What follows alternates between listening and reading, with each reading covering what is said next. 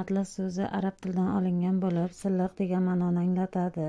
Matoga tegib, unga juda silliqlik, porloq yuzani his qiladi. Qoida tariqasida atlas bu ipaklarning maxsus to'quvi bo'lgan ipak mato. Ushbu to'quv deb ataladi. Matodagi iplarni bir-biriga parallel ravishda yo'naltirish uchun ko'ndalang tizim. To'quv texnikasi old yuzasi 5 va undan ortiq o'ralgan iplar orqali keladi.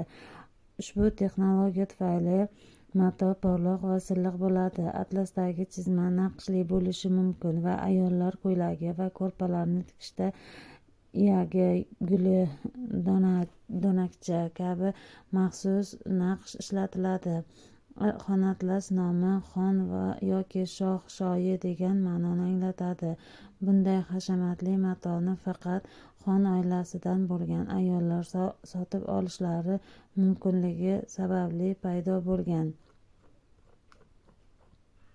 Xonatlas asta-sekin Yevropa mamlakatlarida ham insonlarning qalbini zabt eta boshladi.